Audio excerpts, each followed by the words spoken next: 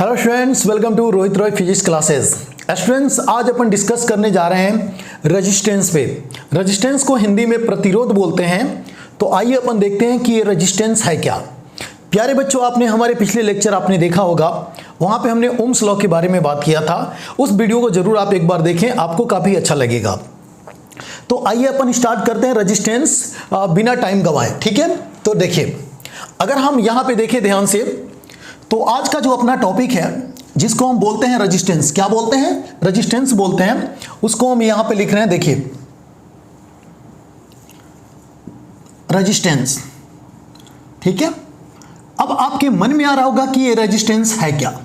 ठीक है, इसको पहले महसूस करते हैं, कुछ डायग्राम से इसको फील करते हैं, उसके बाद से इसके डेफिनेशन को अपन बताते हैं कि व्हाट इज द रेजिस्टेंस, है ना। यहां देखिए प्यारे बच्चों, पहली बात हम देखिए क्या होता है। हमारे पास कोई भी कंडक्टर हो, आप जैसे कि यहाँ पे देख रहे हैं, आपके पास एक कंडक्टर इस तरीके से दिया गया है, और मैंने आपको पहले लेक्चर में बताया था कि इस कंडक्टर में जो इलेक्ट्रॉन्स का जो मोशन होता है वो एट रैंडम होता है, कुछ इस तरीके से होता है, एट रैंडम मोशन करते हैं। बट इसके टर्मिनल पे जब हम पोटेंशियल डिफरेंस अप्लाई करते हैं, यानी पोटेंशियल अप्लाई करते हैं, तो इसके जो भी फ्री इलेक्ट्रॉन्स हैं वो क्या होते हैं, मूव करने लगते हैं, जिसके कारण क्या होता है, इसमें करंट फ्लो होता है। क्या फ्लो होता है? करंट फ्लो होने लगता है। जब आप यहाँ पे वोल्टेज अप्लाई करते हो तो इसमें जो फ्री इलेक्ट्रॉन्स हैं, आप देखिएगा ध्यान से, कॉन्सेप्ट को समझे। जो इसके इनसाइड, जो कंडक्टर के इनसाइड जो फ्री इलेक्ट्रॉन्स हैं, वो सभी के सभी एक निश्चित डायरेक्शन में, यानी कि टुवर्ड द पॉजिटिव टर्मिनल ये मूव करने लगते हैं। This is the positive terminal और this is the negative terminal.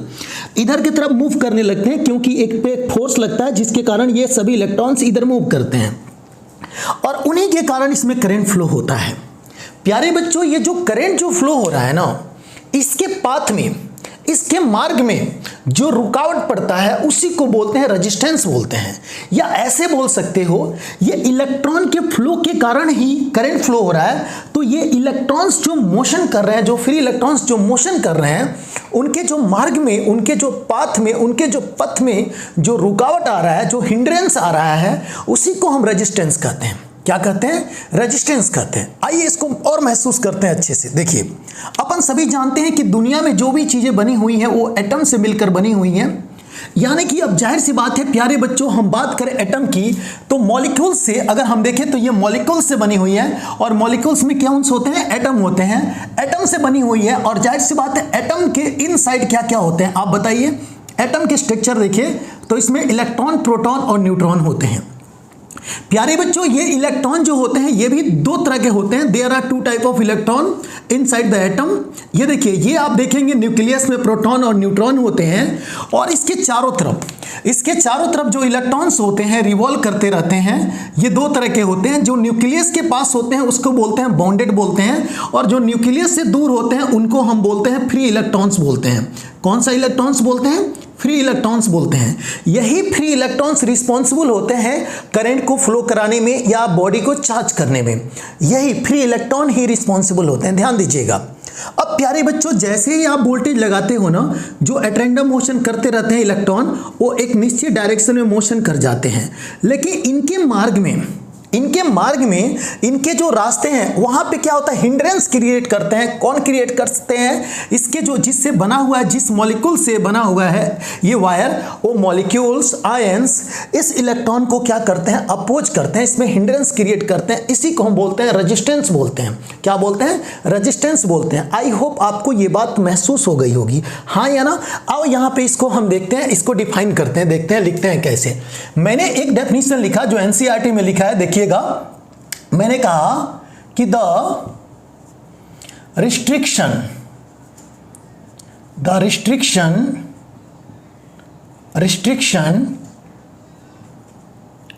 To the movement, है ना, मूवमेंट या फ्लो, ठीक है, मूवमेंट ऑफ चार्ज, किसके movement? Movement of charge in conductor, ठीक है, in conductor is called resistance. अब समझने की कोशिश करिए, मैंने जो लिखा है कि the restriction to the movement of charge in a conductor is called resistance, यानी कि जो भी इसमें जो चार्ज मूव कर रहे हैं उनका जो अपोज कर रहा है वही चीज क्या है, रेजिस्टेंस है। ठीक है, एक और डेफिनेशन देखते हैं, सुंदर सा एक और डेफिनेशन देखते हैं, आपके कॉन्सेप्ट एकदम बिल्कुल क्लियर हो जाएंगे। यहां पे देखिए, यहाँ पे प्यारे बच्चों जो हम बात करने चल रहे हैं ना, ये आपको मजा आ जाएगा देख के। देखिए क्या है, एक और इसका डेफिनेशन हम देखते हैं, मजेदार डेफिनेशन है, वो देखिए क्या है, गौर से देखिएगा। हमने कहा कि एक्चुअल में क्या होता है ना, रेजिस्टेंस जो रेजिस्टेंस जो यहाँ पे मिल रहा है, ये मटेरियल की प्रॉपर्टीज होता है, जैसा मटेरियल वैसा रेजिस्टेंस। ये बात शायद समझ में नहीं आई।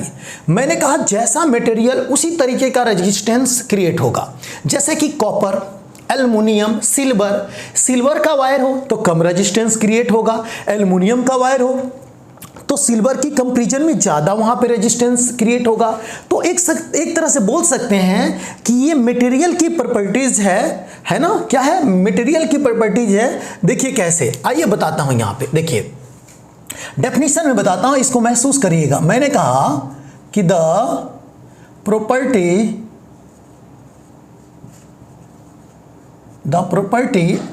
of a substance,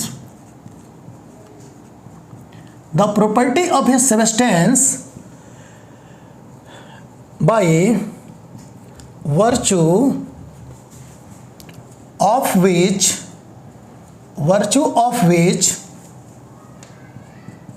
it oppose, देखिएगा क्या लिख रहा हूं, it oppose, देखो प्यारे बच्चों, it oppose the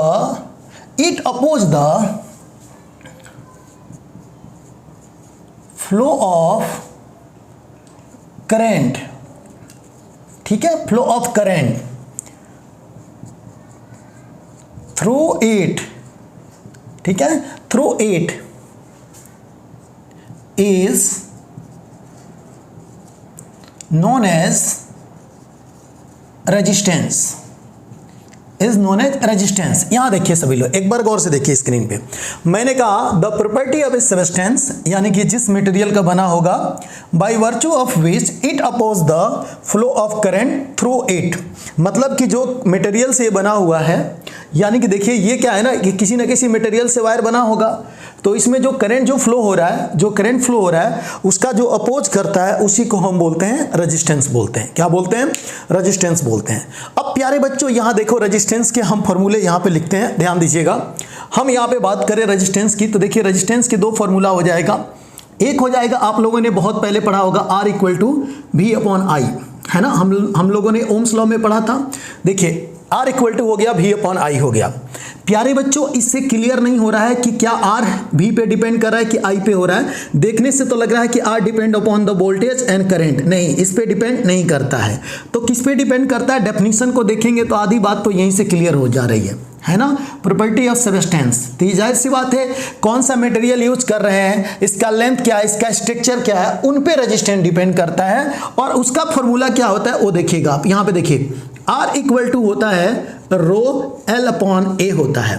देखिए वेयर, अगर हम यहाँ पे बात करें कि ये क्या है, तो देखिए L जो है लेंथ ऑफ कंडक्टर है। क्या है ये, लेंथ ऑफ द कंडक्टर है। जो कंडक्टर आप यूज कर रहे हो ना, उसका लेंथ है ये। जैसे कि आप देखो ये कंडक्टर यूज किए हो तो इसका लेंथ क्या है, L है। अब देखो ये क्या है, वो देखो ये है आपका क्रॉस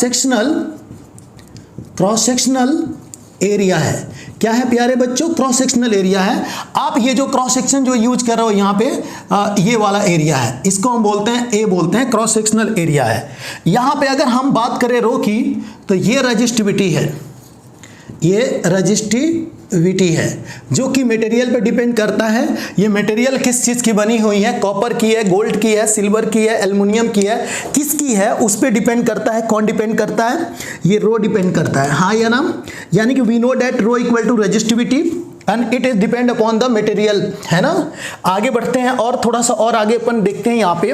तो प्यारे बच्चों यहाँ पे देखो, ये छोटी छोटी बातें हैं आपको आनी चाहिए। ये तो अपन देख चुके हैं according to Ohm's law, R = V/I, but here यहाँ पे हम देखते हैं R = ρL/A। ये फॉर्मूला फिलहाल अभी आप ध्यान रखना, जैसे 12th में जाओगे इसका डेरिवेशन आप देखोगे। यहाँ देखिए यहाँ पे अगर हम बात करें कि इसकी यूनिट क्या होगी, इसकी यूनिट क्या होगी, तो आइए इसकी यूनिट के बारे में बात करते हैं। देखिए अगर आप देखें तो ये क्या है, वोल्टेज, और दिस इज द करंट, तो इसकी यूनिट जो हो जाएगा आपका वोल्ट अपॉन एम्पियर हो जाएगा। ठीक है, क्या हो जाएगा, वोल्ट अपॉन एम्पियर। और आप यहाँ पे देखेंगे तो एक और इसकी यूनिट हो जाएगी, जो साइंटिस्ट का नाम है जिसको बोलते हैं ओम। क्या हो जाएगा, ओम, है ना। तो यहाँ पे इसकी यूनिट हो जाएगी ओम, है ना। कोई डाउट है यहाँ तक, नहीं है। आप इसके एक और यूनिट अब बता सकते हो, बहुत सी यूनिट निकाल सकते हो आप चाहे तो, है ना, यूनिट बना सकते हो, बट आप यही याद रखिएगा इसकी यूनिट कौन सा, ओम, हाँ या ना। अब हम आगे बढ़ते हैं थोड़ा सा, इसमें एक बार देख लीजिए, कोई डाउट, कोई भी, किसी को भी कोई डाउट नहीं है, यहाँ पे कोई डाउट नहीं है। अब आगे बढ़ते हैं, ठीक है, थोड़ा सा आगे बढ़ते हैं प्यारे बच्चों। यहाँ देखो, ये रहा रेजिस्टेंस, ये इसकी यूनिट है, यहाँ पे ये जो लिखा हूं ये इसकी यूनिट है ना। अब आगे बढ़ते हैं थोड़ा सा और, ठीक है। अब हम देखते हैं कि रेजिस्टेंस किस पे डिपेंड करता है, यानी कि डिपेंडेंसी ऑफ रेजिस्टेंस। यहाँ पे हम बात करेंगे डिपेंडेंसी ऑफ रेजिस्टेंस के बारे में बात करेंगे। तो आइए देखते हैं इसकी डिपेंडेंसी क्या है। वो देखिए, हमारा ये जो हेडिंग होगा डिपेंडेंसी, है ना, डिपेंडेंसी ऑफ रेजिस्टेंस। हम यहाँ पे बात करते हैं कि ये रेजिस्टेंस किस पे डिपेंड करता है, उस बात पे बात करते हैं ना, यानी कि डिपेंडेंसी ऑफ रेजिस्टेंस, रेजिस्टेंस किस पे डिपेंड करता है। ठीक है, तो आइए अपन देखते हैं प्यारे बच्चों, गजब का टॉपिक है ये, यहाँ से कंपटीशन के क्वेश्चन भी उठना स्टार्ट हो जाते हैं। आप देखिएगा, अपने को सबसे बड़ा इल्यूजन क्या होता है, अपने को सबसे बड़ा इल्यूजन ये होता है कि रेजिस्टेंस का फॉर्मूला अपन देखते हैं R = V/I, तो हमें लगता है कि R depend upon the voltage and current, but नहीं, इन पे R जो होता है V एंड I पे डिपेंड नहीं करता है। ये गलत कॉन्सेप्ट है, मिसकंसेप्शन है, इसको दिमाग से निकाल दें, इस पे डिपेंड नहीं करता है। रेजिस्टेंस डिपेंड करता है कि जो आपने कंडक्टर यूज किया है उस कंडक्टर का लेंथ क्या है, उसका क्रॉस सेक्शनल एरिया क्या है, और साथ ही साथ एक किस चीज़ का बना हुआ है, कौन से मटेरियल का बना हुआ है, उस पे डिपेंड करता है। और साथ ही साथ कुछ फिजिकल कंडीशन होते हैं, जैसे कि टेम्परेचर इंक्रीज करने से क्या होगा, इम्प्योरिटीज मिलाने से क्या होगा, इन पे भी डिपेंड करता है। कैसे डिपेंड करता है मैं आपको एक एक चीज़ बताऊंगा, आपको बस बिल्कुल शुरू से लेकर लास्ट तक मेरे वीडियो को वॉच करना है, आपको एक एक चीज़ समझ में आएगा। ठीक है, आइए यहाँ पे हम बात करते हैं।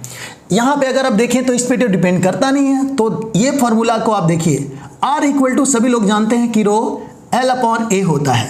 तो प्यारे बच्चों, फर्स्ट इसकी डिपेंडेंसी है, देखिए क्या, R प्रोपोर्शनल टू L, यानी कि रेजिस्टेंस जो होता है वो लेंथ पे डिपेंड करता है, कंडक्टर की लेंथ पे डिपेंड करता है। जितना ज़्यादा लेंथ होगा उतना ही ज़्यादा रेजिस्टेंस होगा। ठीक है, ये प्रोपोर्शनल का रिलेशन है। मेरे कहने का मतलब हुआ कि आपको अगर दो इस तरीके का वायर दिया जाए, एक वायर ये दिया जाए, सपोज करिए इसका लेंथ L1 है, और सेम क्रॉस सेक्शनल एरिया का, क्रॉस सेक्शनल एरिया बोल रहा हूँ, सेम क्रॉस सेक्शनल एरिया का एक और वायर दिया जाए, बट लेंथ डिफरेंट है। हमने कहा कि L1 > L2, ठीक है, इसका लेंथ ज़्यादा है इसकी कंपैरिजन में, और सेम मटेरियल के बने हुए हैं, एरिया ऑफ क्रॉस सेक्शन भी दोनों का क्या है, सेम है। तो प्यारे बच्चों, आप बताइए रेजिस्टेंस किसका ज़्यादा होगा।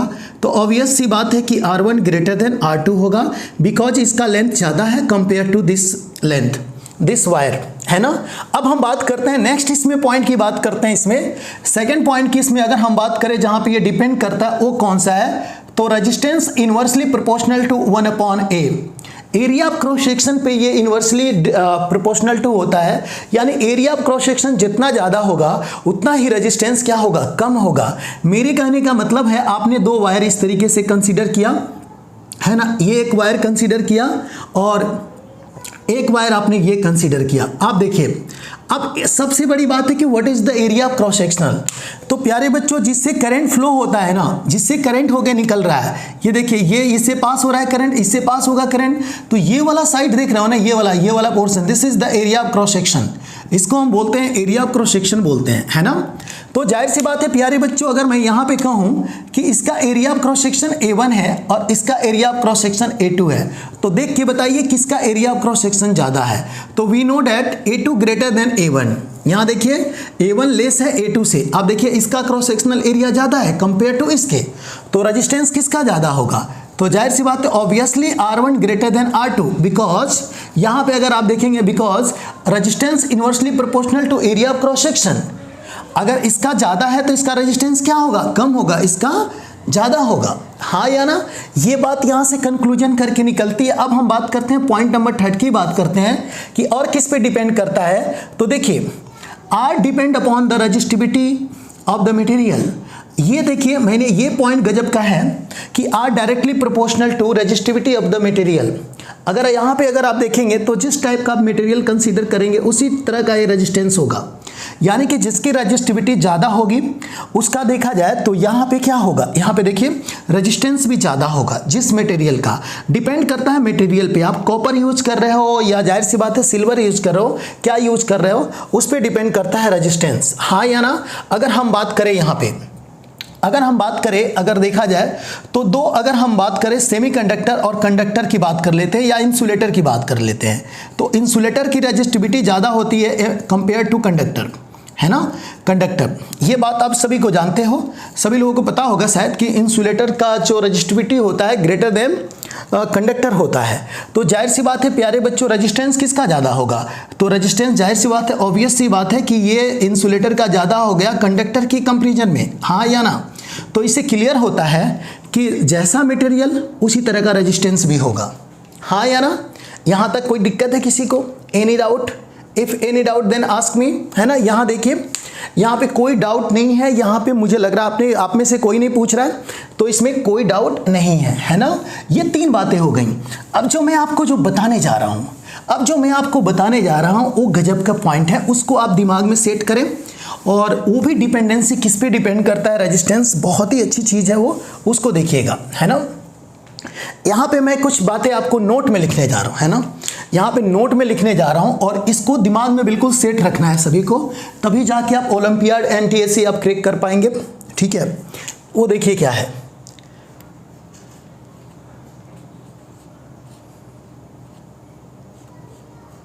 देखिए हम नोट में बात करते हैं कि रेजिस्टेंस जो होता है ना वो टेम्परेचर पे डिपेंड करता है। देखिए कैसे, रेजिस्टेंस का एक फॉर्मूला होता है, आगे चल के आप 12th में एक बार देखेंगे, फिलहाल अभी ये माइंड में रखना, R = R0 1 + alpha del theta होता है, where del theta is a temperature and R = resistance, R0 = initial resistance and alpha = temperature coefficient। इसको क्या बोलते हैं हम लोग, टेम्परेचर कोफिशिएंट कहते हैं। मैं आपको बता देता हूं क्या है ये सारी चीजें।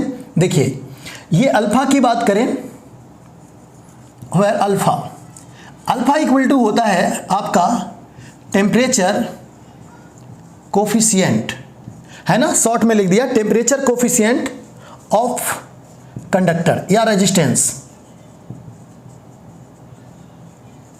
ठीक है, temperature coefficient of resistance. And del theta क्या होता है, ये देखिए del theta, this is the temperature difference. क्या होता है ये, टेम्परेचर डिफरेंस होता है ना। अब देखिएगा, गौर से सुनिएगा, मेरी बात को ध्यान दीजिएगा, यहाँ पे देखेंगे तो आपको एक एक चीज समझ में आ जाएगा। प्यारे बच्चों देखो, अगर आप देखोगे ना तो इनके बीच का रिलेशन को देखो आप, ये टेम्परेचर बढ़ाते हो ना, इंक्रीज करते हो, इसको इंक्रीज करने से डेल थीटा टेम्परेचर डिफरेंस को इंक्रीज करने से ये पूरा, ये जो सम हो रहा है ना, सब्ट्रैक्शन थोड़े हो रहा है, सम हो रहा है, तो ये पूरा पार्ट इंक्रीज होगा, मतलब कि ये R भी इंक्रीज होगा। यानी कि टेम्परेचर को इंक्रीज करने से रेजिस्टेंस इंक्रीज होता है। टेम्परेचर को इंक्रीज करने से क्या होता है, रेजिस्टेंस इंक्रीज होता है फॉर द कंडक्टर। किसी कंडक्टर की बात करें, किसी चालक की बात करें, तो रेजिस्टेंस इंक्रीज करने से, सॉरी, उसका टेम्परेचर इंक्रीज करने से उसका रेजिस्टेंस इंक्रीज होता है। देखिए ये रिलेशन कहता है, क्योंकि ये थीटा, डेल थीटा, ये जब इंक्रीज करोगे ना, ये जैसे जैसे इंक्रीज करोगे वैसे वैसे रेजिस्टेंस आपका इंक्रीज होते जाएगा। इसका ग्राफ बना के समझो, इसका ग्राफ बना के समझो, देखो कैसे आप इसको ऐसे लिख सकते हो क्या, इस चीज को ऐसे लिख सकते हो क्या, जैसे बचपन में आप लिखा करते थे स्ट्रेट लाइन का इक्वेशन। देखिए इसको ऐसे भी लिख सकते हो, R0 अल्फा डेल थीटा, ऐसे लिखने में कोई बुराई है नहीं है। इसको ऐसे भी लिख सकते हो, R0 अल्फा डेल थीटा, और यहां पे लिखोगे R0। प्यारे बच्चों इसको गौर से देखो, क्या ऐसा दिख रहा है क्या, y equal to M X plus C दिख रहा है क्या यहाँ पे, हाँ या ना। इससे कंपैरिजन करिए, है ना, इससे कंपैरिजन करिए, इससे कंपैरिजन करिए, इससे कंपैरिजन करिए आप। ये देखिए इससे कंपैरिजन करेंगे तो दिस इज द स्लोप। आपने ये इक्वेशन पढ़ा है ना आप लोगों ने, y equal to M X plus C. अगर नहीं पढ़े हैं तो बस आज जाने कि ये स्ट्रेट लाइन का इक्वेशन है और ये जो m होता है ये स्लोप को बताता है। किसको बताता है, स्लोप को बताता है, ठीक है। और c क्या होता है, इंटरसेप्ट होता है। प्यारे बच्चों इसके जैसा दिख रहा है आपको, इसके जैसा ये वाला इक्वेशन दिख रहा है, तो इसका ग्राफ कैसा होगा, देखो यहाँ पे ग्राफ की अगर हम बात करें ना तो ग्राफ देखो कैसे होगा, देखो ध्यान से देखो। अगर आप इसकी ग्राफ बनाने की कोशिश करो तो गजब के ग्राफ बनेगा। रेजिस्टेंस और टेम्परेचर के बीच का ग्राफ देखिए ऐसे बनेगा। देखिए थीटा बोले तो टेम्परेचर, ये टेम्परेचर के बीच का ग्राफ देखेंगे तो देखिए y equal to M X plus C का ग्राफ क्या होता है, c इंटरसेप्ट है तो c यूनिट यहाँ से ना बन के यहाँ से जाता है, यहाँ से ऊपर से जाता है। और सेम उसी तरीके से ये भी दिख रहा है, इसको ध्यान से देखिए, फोकस करिए यहाँ पे, तो इसका ग्राफ कुछ ऐसे जाएगा, ऐसे जाएगा, है ना, इस तरीके से जाएगा। ये बता रहा है कि जैसे जैसे टेम्परेचर बढ़ेगा वैसे वैसे रेजिस्टेंस की वैल्यू भी इंक्रीज होगा। देखिए ना आप यहाँ पे टेम्परेचर अब बढ़ा रहे हैं, रेजिस्टेंस भी बढ़ रहा है। बोलो हाँ, ये ग्राफ ये कहता है कि टेम्परेचर बढ़ाने से रेजिस्टेंस भी क्या हो जाएगा, इंक्रीज हो जाएगा। बोलो हाँ, यहाँ तक कोई डाउट है। प्यारे बच्चों इस क्वेश्चन को देख के आप स्लोप निकाल सकते हो, m equal to R naught alpha लगा के आप स्लोप भी बता सकते हो। अगर ओलंपियाड NTSC में क्वेश्चन आते हैं तो आप आसानी से डील कर सकते हो। इसको देख के आपको कंक्लूजन ये निकलता है कि थीटा इंक्रीज करने से रेजिस्टेंस भी अपना इंक्रीज होगा। किसके लिए, कंडक्टर के लिए। किसके लिए, कंडक्टर के लिए, ठीक है। लेकिन प्यारे बच्चों यहाँ पे एक बात होती है, देखो यहाँ पे एक मोस्ट इंपॉर्टेंट मैं पॉइंट लिखना चाह रहा हूँ, यहाँ पे देखो आपको बहुत ही काम आएगा।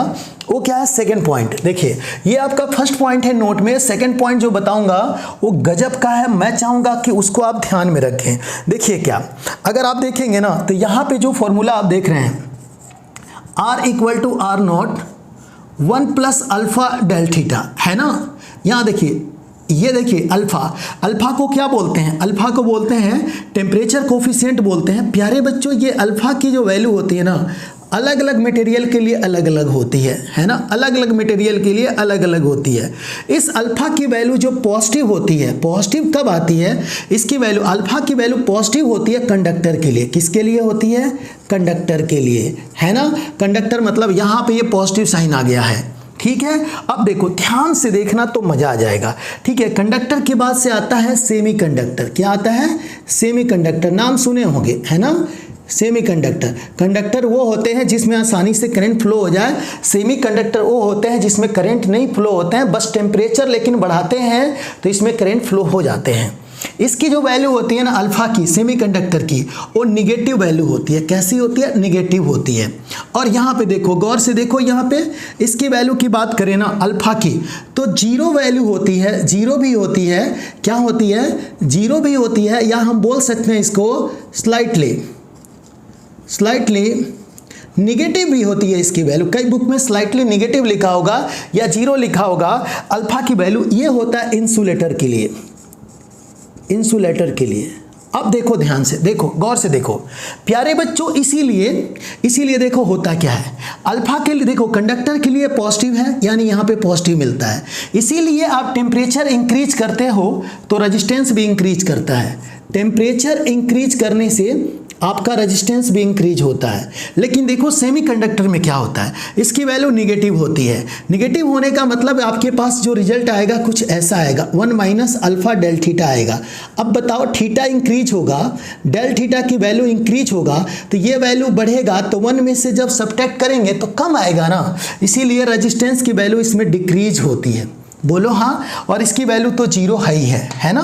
ये बात आपको बिल्कुल माइंड में आना चाहिए, बिल्कुल समझ में आना चाहिए कि मैं क्या बताना चाह रहा हूँ, है ना। ये गजब के टॉपिक हैं, इतना स्कूल लेवल पे अपने को नहीं देखना है, बट अगर आप एक बार अच्छे से स्टडी करते हैं तो आप कोई भी कंपटीशन निकाल देंगे। आगे चल के आप NTS, आगे चल के आप नीट वगैरह का एग्जाम देंगे, जेई का एग्जाम देंगे, 11th-12th करेंगे वहाँ पे, तो जाहिर सी बात है वहाँ भी ये बहुत काम आएगा आपको सारी चीज़ें। ठीक है, आप अभी से बहुत अच्छे से ध्यान देते चलो, यहाँ पे कोई डाउट किसी को नहीं है। अब प्यारे बच्चों एक बात और हम नोट में लिखना चाहते हैं यहाँ पे, वो देखो क्या होता है रजिस्टेंस के। ये देखो ये 3rd नंबर आपका पॉइंट है, ठीक है, ये 3rd नंबर पॉइंट। अब रजिस्टेंस की बात करें, किसका रेजिस्टेंस कौन से मटेरियल का ज़्यादा होता है, कौन से मटेरियल का कम होता है। तो देखिए एल्युमिनियम की बात करें तो एल्युमिनियम का रेजिस्टेंस ज़्यादा हो गया कंपेयर टू गोल्ड। गोल्ड बोले तो सोना, है ना। उसके बाद से प्यारे बच्चों अगर हम बात करें तो गोल्ड से भी कम होता है कॉपर का, और कॉपर से भी कम होता है जानते हैं किसका, सिल्वर का। सिल्वर समझ रहे हैं ना, सिल्वर बोले तो चांदी का। तो एक बात हो गया प्यारे बच्चों कि सबसे ज़्यादा जो रेजिस्टेंस होता है एल्युमिनियम का, फिर गोल्ड मतलब उसका कम। देखो ये इधर बढ़ रहे हैं, ऐसे बोल सकते हो सबसे कम रेजिस्टेंस चांदी का, फिर कॉपर का, फिर गोल्ड का, उसके बाद से एल्युमिनियम का सबसे ज़्यादा होता है। मतलब इधर बढ़ते हुए क्रम है, इधर की तरफ बढ़ेंगे तो रेजिस्टेंस इंक्रीज होगा और इधर की तरफ बढ़ेंगे तो रेजिस्टेंस डिक्रीज होगा। मतलब इधर की तरफ आप बढ़ते हो तो रेजिस्टेंस डिक्रीज हो रहा है और इधर की तरफ बढ़ोगे तो रेजिस्टेंस इंक्रीज हो रहा है। बोलो हाँ, यहाँ तक कोई डाउट है? नहीं है। तो ये जितनी भी मैंने बात बताई है आपको आई थिंक समझ में आ गया होगा, हाँ या ना। अब आते हैं, बात करते हैं प्यारे बच्चों अपन रजिस्टिविटी पे बात करते हैं। किस पे बात करते हैं? रजिस्टिविटी पे बात करते हैं। अब मजा आ जाएगा, ठीक है। यहाँ देखो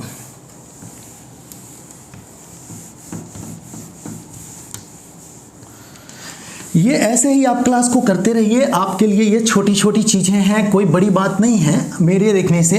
अगर आप लोग थोड़ा सा अगर मेहनत करते हैं तो बहुत अच्छा करेंगे, ठीक है। और ये मेरा पूरा कोशिश रहेगा कि आपको मतलब ये सारी चीज़ें समझ में आ जाए, है ना। प्यारे बच्चों हम रजिस्टिविटी से भी पहले एक बात कर लेते हैं, कंडक्टिविटी पे बात कर लेते हैं। किस पे? कंडक्टिविटी पे बात कर लेते हैं कि व्हाट इज द कंडक्टिविटी।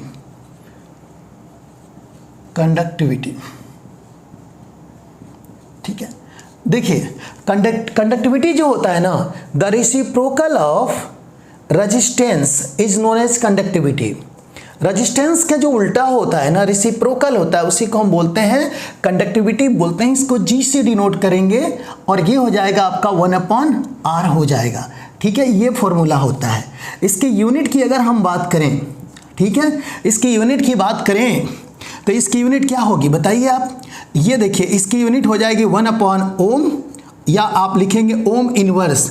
ये ओम इनवर्स को जानते हैं क्या कहते हैं? इसी को कहते हैं महो। इसकी यूनिट हो जाएगी महो। कितनी हो जाएगी? महो हो जाएगी, ठीक है। तो ये ध्यान रखना आप लोग। एक और यहाँ पे हम इंपॉर्टेंट आपको बात बता देते हैं। देखिए अब अभी आपने देखा कंडक्टिविटी के बारे में बात करें तो कंडक्टिविटी देखा जाए तो जस्ट रेजिस्टेंस का अपोजिट है। तो जो मैंने रेजिस्टेंस के बताया था कि एल्युमिनियम के सबसे ज़्यादा रेजिस्टेंस है, तो जाहिर सी बात है उसकी कंडक्टिविटी क्या हो जाएगी? कम हो जाएगी, है ना। इन्वर्सली का रिलेशन है, ठीक है। ये ध्यान रखना है आपको, ठीक है। ये बहुत ही काम की चीज़ है, आप ये न्यूमेरिकल्स में काम आते हैं। अब जो हम आपसे जो बात करने चल रहे हैं वो किस पे बात करने चल रहे हैं? वो देखिए रेजिस्टिविटी पे बात करने चल रहे हैं। मोस्ट इंपॉर्टेंट टॉपिक है समझने के पर्पज से, है ना। तो प्यारे बच्चों इस चीज़ को समझिए, ये क्या होता है रेजिस्टिविटी। एक्चुअल में रेजिस्टिविटी जो होता है ना, किसी भी मटेरियल के इंट्रिंसिक प्रॉपर्टीज है। इंट्रिंसिक बोले तो मटेरियल किस चीज़ की बनी हुई है, मटेरियल का नेचर क्या है, उस पर डिपेंड करता है ये, ना कि ये शेप एंड साइज पे डिपेंड करता है। मटेरियल कितना बड़ा है कितना छोटा है उससे कोई मतलब नहीं है। फॉर एग्जांपल यहाँ देखिए, सपोज करिए आपके पास ये गोल्ड का यहाँ पे एक मटेरियल है, वायर है। किसका है? ये गोल्ड का है। और आपने क्या किया, इसको 2 टुकड़ों में काट दिया। तो काट भी दोगे ना तब भी ये गोल्ड का ही रहेगा। कैसे रहेगा? गोल्ड का ही रहेगा। तो रेजिस्टिविटी जो पहले थी ना, काटने के बाद भी वही रहेगी। या इसको खींच के बड़ा कर दीजिए, खींच के बड़ा कर दीजिए, तो भाई साहब खींचने के बाद भी ये गोल्ड ही रहेगा। ऐसा नहीं कि खींचने के बाद ये चांदी हो जाएगा, सिल्वर हो जाएगा, नहीं। तो इसकी भी रेजिस्टिविटी वही रहेगी। बात समझ रहे हो? तो रेजिस्टिविटी जो होती है ना, वो मटेरियल पे डिपेंड करती है। ये इंट्रिंसिक प्रॉपर्टी होती है मटेरियल की। तो इसका डेफिनेशन हम लिख सकते हैं। देखिए क्या लिख सकते हैं, देखिएगा। मैंने कहा कि resistivity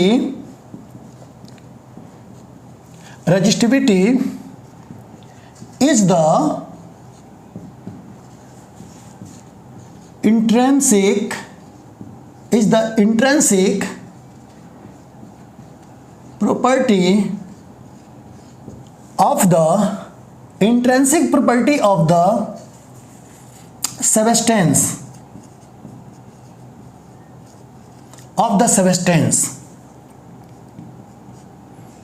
it is independent of shape and size of the body। ध्यान दीजिएगा, मैंने कहा कि रेजिस्टिविटी इज द इंट्रिंसिक, आंतरिक, intrinsic property of the material या substance, it is independent of the shape and size of the body. मेरे कहने का मतलब है, मैंने अभी आपको समझाया था, सपोज करो आपके पास कुछ इस तरीके का कोई मटेरियल है, इस तरह का गोल्ड है सपोज करो, या सिल्वर का है, ये गोल्ड का है ना। गोल्ड की रेजिस्टिविटी सपोज करो रो है और इसका लेंथ एल है। आपने क्या किया, इसको खींच के इसको बहुत, इसका लेंथ को डबल कर दिया या 4 टाइम्स कर दिया, 4L कर दिया। इसका area of cross section change हो गया कि नहीं हो गया। पहले इसका area of cross section suppose करो ए था, तो अब ए डैश हो गया, है ना, ए डैश हो गया। अब प्यारे बच्चों, लेकिन खींचने के बाद से इसका रेजिस्टेंस तो चेंज हो गया, रेजिस्टेंस तो बदल गया, बट इसकी रेजिस्टिविटी जो है ना वही रहेगी, रो ही रहेगी, ये वही रहेगी। मेरे कहने का मतलब, अगर इसका रेजिस्टेंस आर है तो इसका रेजिस्टेंस चेंज होकर आर डैश हो गया, लेकिन रेजिस्टिविटी पे कोई फर्क नहीं पड़ा। आप इसको चाहे तो काट दो, 2 पार्ट में ऐसे काट दो, इस तरीके से काट के छोड़ दो, इस तरीके से, तब भी प्यारे बच्चों इसका शेप एंड साइज से इसको कोई लेना देना नहीं है। जो इसका रो है, इसका भी रो यही है। मतलब समझ रहे हो ना, काटने के बाद से गोल्ड ऐसा तो नहीं होगा कि सिल्वर हो जाएगा, एल्युमिनियम हो जाएगा, डर से बोलेगा ओ ये तो मुझे काट रहा है, मैं तो सिल्वर हो जाती हूँ, ऐसा थोड़ा ही होगा, नहीं होगा ना। तो ये बात दिमाग में बिल्कुल सेट रखना है प्यारे बच्चों, गजब का ये टॉपिक होता है ना। आगे बढ़ते हैं, थोड़ा सा और आपसे इस पर बात करते हैं, ठीक है। रजिस्टिविटी की बात करें प्यारे बच्चों तो ये गजब का टॉपिक है। कुछ इंपॉर्टेंट पॉइंट यहाँ पे बात करते हैं, और इसके फॉर्मूले पे भी अगर हम देखें तो इसका फॉर्मूला पहले देख लेते हैं। अभी आपने देखा रो आर इक्वल टू क्या है, रो एल अपॉन ए है, तो इसको हम ऐसे भी लिख सकते थे। देखो कितना, रो इक्वल टू क्या लिख सकते हैं बताइए, आर ए अपॉन एल लिखने में कोई बुराई है क्या, नहीं है ना, ऐसे भी लिख सकते हैं। इसकी यूनिट क्या होगी, रो से डिनोट करते हैं रेजिस्टिविटी का, याद रखिएगा। इसकी यूनिट देखिए, इसका क्या होता है ओम, और एरिया का क्या होता है मीटर स्क्वायर, और लेंथ का क्या होता है मीटर। तो ऐसे लिखिए, आर का ओम, एरिया का मीटर स्क्वायर, इसका कितना मीटर, ये माइनस नहीं है डैश है, मीटर से मीटर कट कैंसिल हो गया, तो ये ओम मीटर हो गया। This is your unit. बोलो हाँ, गजब का है ना। अब आइए कुछ इंपॉर्टेंट पॉइंट पे यहाँ पे बात करते हैं। पहला इंपॉर्टेंट पॉइंट देखिएगा, इंपॉर्टेंट पॉइंट है, ठीक है, इंपॉर्टेंट पॉइंट पे बात करते हैं। कैसे इंपॉर्टेंट पॉइंट भाई, कैसे इंपॉर्टेंट पॉइंट, तो आ जाओ पहले इंपॉर्टेंट पॉइंट गजब की, वो देखो।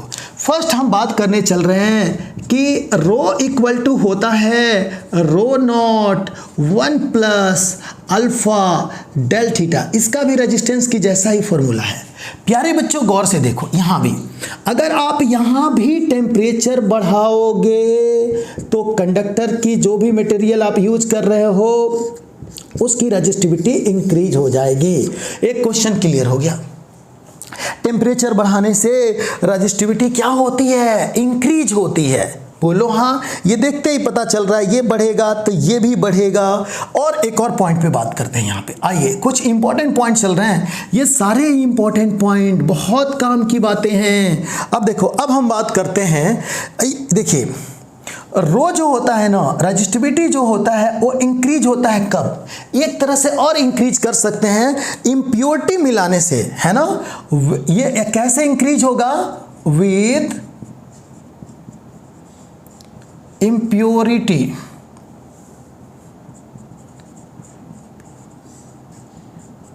है ना।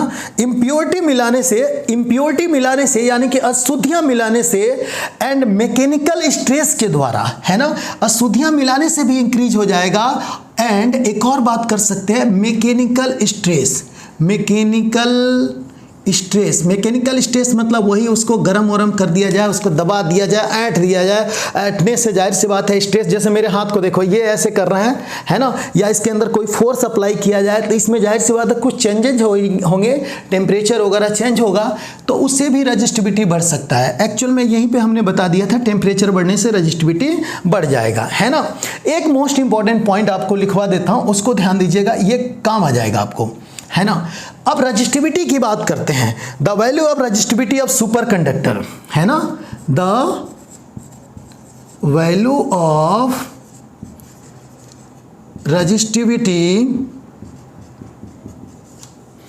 Of super conductor, super conductor समझते हैं, है ना, ऐसा कंडक्टर जिसकी रजिस्टिविटी क्या हो, जीरो हो, है ना। The value of resistivity of super conductor is zero होता है, क्या होता है, जीरो होता है। ये बात इंपॉर्टेंट पॉइंट है कि सुपर कंडक्टर की रजिस्टिविटी क्या होती है, जीरो होती है, इसकी रेजिस्टेंस जीरो होंगे। ये बहुत देख रहा हो ना, यहाँ पे देखो, ठीक है। एक ऐसे भी आप जानते हो कि 4.2 केल्विन पे रेजिस्टेंस ऑफ मरकरी, है ना, 4.2 केल्विन पे, कितने पे, एग्जांपल के तौर पे बता रहा हूं, देखिएगा यहाँ पे एक पॉइंट बताता हूं, देखिएगा 4.2 केल्विन टेम्परेचर पे, ठीक है, कितने पे, 4.2 केल्विन टेम्परेचर पे रेजिस्टेंस ऑफ, देखिएगा, रेजिस्टेंस ऑफ Hg बोले तो मरकरी, है ना, सडनली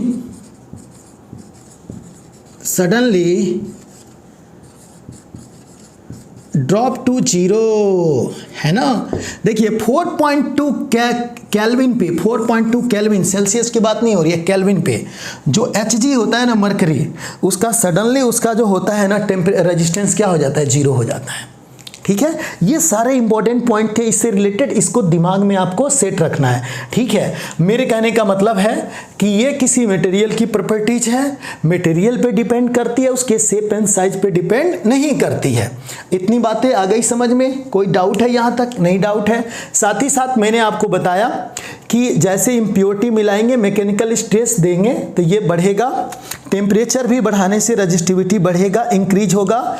और साथ ही साथ एक सुपर कंडक्टर का एग्जांपल लिया, इसकी रजिस्टिविटी क्या होती है, जीरो होती है। बोलो हाँ, यहाँ तक कोई डाउट है, नहीं है। एक लास्ट इंपॉर्टेंट पॉइंट मैं यहाँ पे लिखना चाहता हूँ, उसको ध्यान से देखिएगा, इसी के लिए, इसी से रिगार्डिंग एक बात है, उसको देख लीजिए, वो भी आपको बहुत ही काम आने वाला है, ठीक है।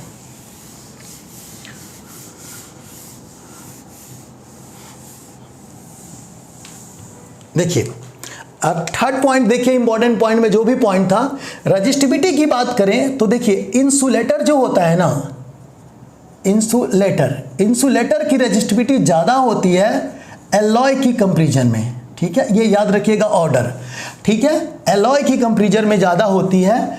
और हम सेमीकंडक्टर की बात करें, सेमीकंडक्टर, ठीक है, और सेमीकंडक्टर की बात करें तो होता है किसका, कंडक्टर का होता है। देखिए रजिस्टिविटी मतलब सबसे कम अगर हम बात करें, सबसे कम अगर बात करें तो रजिस्टिविटी है कंडक्टर का, और सबसे ज़्यादा बात करें तो रजिस्टिविटी है किसका, इंसुलेटर का। मतलब कि अगर आप इधर से देखिए, इधर से लेफ्ट टू राइट जाते हैं तो आपको रजिस्टिविटी डिक्रीज हो रही है। अगर ये देखिए इधर से इधर बढ़ते हो, यानी कि कंडक्टर से इंसुलेटर की तरफ जा रहे हो, तो रजिस्टिविटी की वैल्यू क्या होती है, इंक्रीज हो जाती है ना। तो जाहिर सी बात है, आप भी जानते हो किसी लकड़ी वगैरह में, जैसे प्लास्टिक है, क्या इसमें करंट फ्लो होगा, क्या नहीं होगा ना, दिस इज द इंसुलेटर। जबकि ये देखिए कंडक्टर क्या होता है, जो आपके घरों में वायर लगे हुए हैं उसके अंदर जो कॉपर वायर होता है, ऊपर से प्लास्टिक चढ़ा होता है, अंदर वाले की बात कर रहा हूँ, तो वो मेटल का होता है, वो कॉपर का होता है, यानी कंडक्टर होता है, उसकी रजिस्टिविटी बहुत कम होती है, इसीलिए आसानी से उसमें करंट फ्लो हो जाते हैं। तो ये एक इंपॉर्टेंट पॉइंट है, आपसे पेपर में पूछा जा सकता है, इसको आप बिल्कुल ध्यान से देखना, ठीक है। एलॉय बोले तो एलॉय होता है मिश्र धातु, कई ऐसे मटेरियल को मिला के बना होता है, जैसे कि मैग्नीन होता है, यूरेका होता है, समझ रहे हैं ना, कांस्टेंट होता है, ये सारे मटेरियल इसमें आते हैं। सेमीकंडक्टर क्या होते हैं, जर्मेनियम सिलिकॉन जो होता है ना, जर्मेनियम और सिलिकॉन, जर्मेनियम और सिलिकॉन आपने जानते होंगे, सिलिकॉन ये सब एटॉमिक एलिमेंट का नाम सुने होंगे, ये सेमीकंडक्टर में आते हैं। इनका बिल्कुल अपोजिट ही प्रॉपर्टी है, इनका टेम्परेचर बढ़ाने से सबकी रजिस्टिविटी बढ़ती है भाई साहब, लेकिन इनकी घट जाती है रजिस्टिविटी। टेम्परेचर बढ़ाने से सेमीकंडक्टर की रजिस्टिविटी क्या हो जाती है, डिक्रीज हो जाती है। इनके बीच में बात करें ना तो देखिए क्या रिलेशन होता है, देखिएगा ऐसे रिलेशन होता है, मतलब टेम्परेचर इंक्रीज होगा तो रजिस्टिविटी घट जाएगी, किसकी, सेमीकंडक्टर की। ये बिल्कुल अलग है, जो आपके कंप्यूटर, लैपटॉप, मोबाइल जो है ना उसमें सेमीकंडक्टर यूज किए जाते हैं, जो उसका सर्किट वगैरह बना होता है वो इसी का बना होता है ना। अब हम बात करते हैं कंडक्टर, ये तो आप जानते ही हो कंडक्टर के बारे में, ठीक है प्यारे बच्चों, यहाँ तक कोई डाउट किसी को नहीं है ना। तो आओ कुछ इंपॉर्टेंट पॉइंट और हम डिस्कस कर लेते हैं। काम की बातें हैं, ऐसे बोर नहीं होना, ये छोटी छोटी बातें हैं लेकिन काम की बातें हैं। प्यारे बच्चों आप लोगों ने फिलामेंट देखा होगा, आप अपने घरों में बल्ब देखे होंगे इस तरीके से, ये बल्ब आप देखे होंगे है ना। ये बल्ब में जो ये होता है ना इस तरीके का, ये जो देख रहे हो this is known as the filament, ये होता है आपका फिलामेंट, ठीक है फिलामेंट होता है। ये फिलामेंट जो बना होता है ना ये टंगस्टन का बना होता है, किसका बना होता है, टंगस्टन का बना होता है, ठीक है। यहाँ पे देखिएगा टंगस्टन की अगर रजिस्टिविटी की बात करें तो इसकी जो रजिस्टिविटी होती है ना वो हाई होती है ना। और साथ ही साथ प्यारे बच्चों एंड इसके जो मेल्टिंग पॉइंट होता है, देखिए एमपी लिखा, मेंबर ऑफ पार्लियामेंट नहीं है, इसकी मेल्टिंग पॉइंट भी जो होती है ना ये भी क्या होती है, हाई होती है, ठीक है। इसीलिए हम इसका टंगस्टन को यहाँ पे यूज करते हैं फिलामेंट के रूप में, क्योंकि इसकी रजिस्टिविटी हाई होगी और साथ ही साथ इसका मेल्टिंग पॉइंट भी हाई होगा, इसीलिए नहीं पिघलेगा, है ना।